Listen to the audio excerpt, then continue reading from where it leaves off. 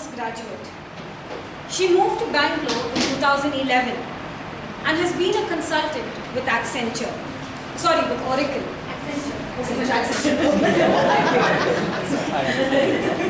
She loves reading and writing and believes that all humans are naturally wired for storytelling.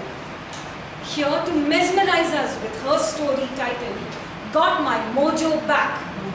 Got My Mojo Back. Toastmaster Deepti Verma.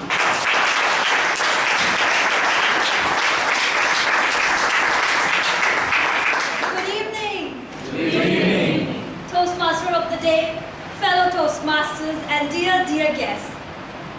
When I got a call from Deepika Das at 10 in the night 3 weeks back, asking if I want to speak tonight, I jumped in my bed.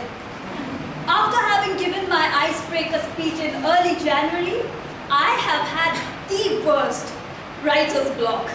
And my mentor, Dr. Rajdeep Manwani, who, if he were here, would have vouched for the crappy speech drafts I have sent him. That call was all I needed to get my mojo back.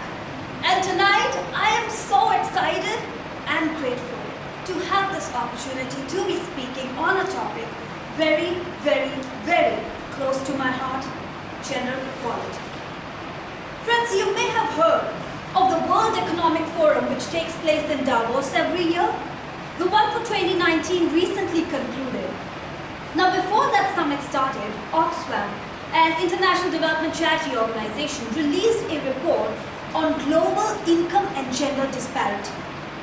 Now, I am not a numbers person, but get this.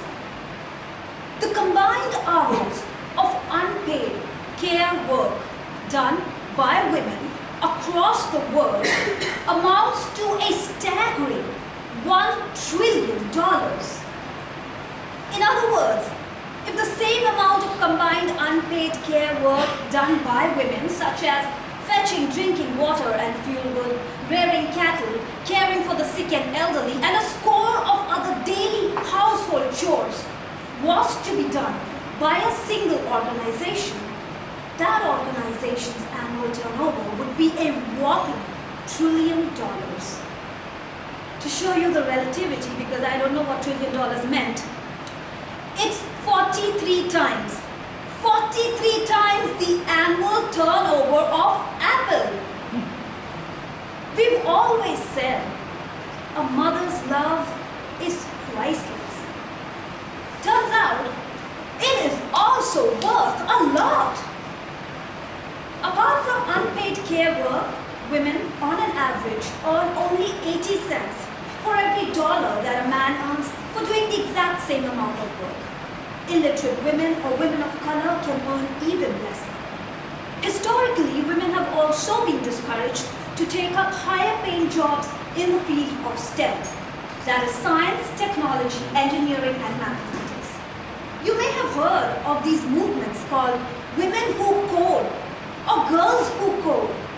These are the organizations that have dedicated themselves to encouraging young girls to take up education in the field of STEM and later even pursue a career in these fields.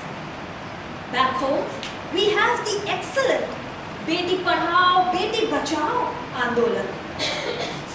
Friends, I am so glad to be living in times where we are having open and honest and meaningful conversations on previously taboo subjects, such as periods, women and financial dependencies, women and patriarchal societies, women and sexual harassment, women and the labor class, women and the C-suite, and we are really dissecting why women make the choices they make. The truth is, gender disparity is not like the theory of UFO sighting. We are always debating 50-50 whether aliens exist or not.